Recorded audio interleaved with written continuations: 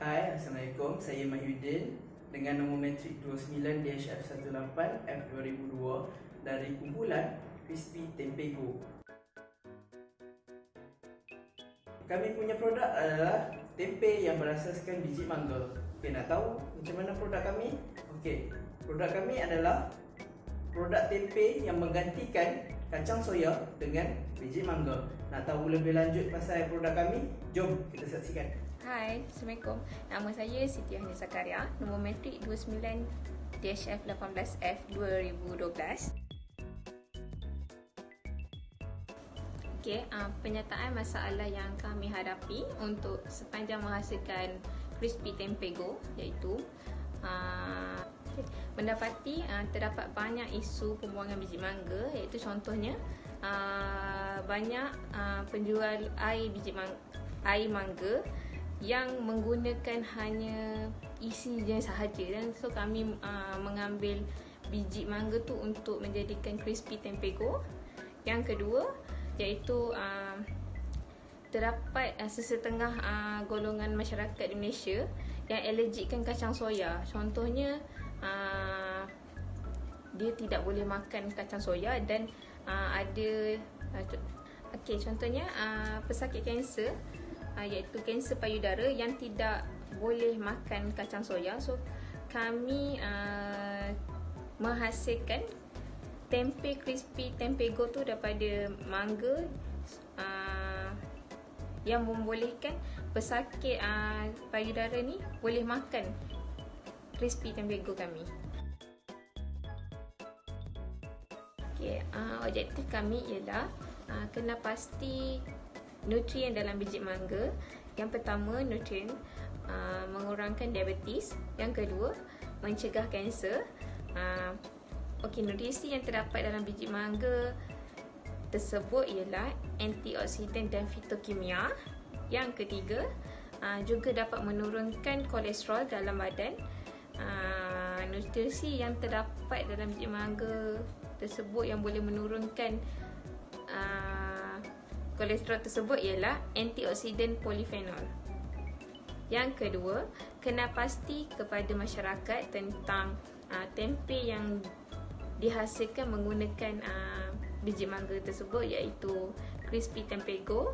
Yang ketiga, mengurangkan pembuangan biji mangga yang terdapat di premis-premis kecil. Hai, Assalamualaikum. Saya Muhammad Aisyah Bibi Sadun, nombor bateri 29-DHL18F2060. Hari ini saya akan terangkan macam mana kita nak buat tempe daripada biji mangga. Okey, pertama, kita kena kupas biji mangga dan potong dadu. Kedua, kita kena cucikan biji mangga tersebut serta kita rendamkan dengan air garam selama sejam. Ketiga, selepas kita dah rendam air garam sejam, jangan lupa kita kena rendamkan dengan air tapis. Tapi sebelum tu cuci dulu guys. Cuci dulu. Okay. Keempat, selepas kita dah rendamkan selama 1 hari, kita kena kukus dia selama 45 minit. Kena kukus. Kelima, kita kena keringkan dia dulu dan letakkan ragi, serta kita kena timbang mengikut berat yang sepatutnya. Okey, itu dah jadi daripada saya. Nama saya Nur Farihah binti Muhammad Fazil. Nombor pendaftaran 29DHF18F2020.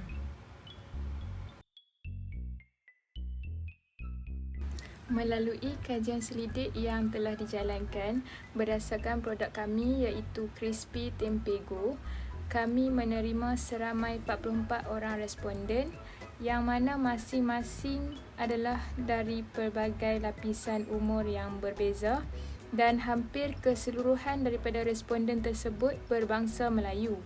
Hasil daripada kajian ini juga terdapat seramai 84.1% orang yang menyukai tempe dan seramai 11.4% mereka yang mempunyai alergik terhadap tempe biasa yang berasaskan kacang soya. sekaligus menjadikan produk tempe berasaskan biji mangga ini sebagai satu jalan penyelesaian bagi mereka yang menggemari tempe. Rata-rata dari mereka juga mengetahui bahawa biji mangga mengandungi manfaat yang tersendiri dan mengandungi kandungan nutrien yang baik untuk kesihatan. Berdasarkan analisis data yang dibuat, mereka menjadikan tempe sebagai makanan utama dan antara yang paling kerap diambil. Selain itu, ada juga yang mengemukakan beberapa cadangan untuk kami. Antaranya mengambil gambar tempe biji mangga ini dengan lebih jelas dari segi tekstur dan warna. Serta ada juga yang memberikan cadangan untuk kami meningkatkan kualiti produk ini dari segi rasa dan warna. Antara fungsi produk ini adalah bagi menambahkan bilangan produk tempe dalam negara. Selain itu, untuk membantu golongan yang menyukai tempe tetapi mempunyai alergik terhadap kacang soya. Secara tidak langsung, produk ini mampu mengatasi masalah yang dihadapi oleh mereka. Seterusnya, untuk menghasilkan tempe seperti tempe biasa namun menggunakan bahan dan cara penyediaan yang berbeza. Antara kesan-kesan yang kami dapati daripada penghasilan produk Crispy Tempe Go ini ialah melalui penghasilan ini, ia dapat mengurangkan isu lambakan biji mangga yang semakin serius dalam negara dan memberikan kesan yang positif juga terhadap alam sekitar. Selain itu, dapat memperkenalkan produk tempe yang berbeza dari segi bahan, warna dan rasa. Seterusnya, sebagai pengguna yang mempunyai alergik teruk terhadap kacang soya, mereka dapat menjadikan produk tempe biji mangga ini sebagai pengganti tempe biasa. So, tadi dah tengok dah kan info dan cara pembuatan tempe biji mangga. So, sebagai kesimpulannya, dengan adanya produk tempe biji mangga ini, ia dapat mengurangkan kadar permintaan terhadap tempe kacang soya. Seterusnya, ia memberikan peluang kepada masyarakat ataupun individu yang alahan terhadap kacang soya untuk mencuba produk tempe. Dan akhir sekali, dengan adanya produk tempe biji mangga ini, ia dapat memberikan inspirasi kepada masyarakat untuk mengembangkan atau menginovasikan produk-produk tempatan. Sekian dari kami. Terima kasih dari kumpulan Crispy Tempe Go.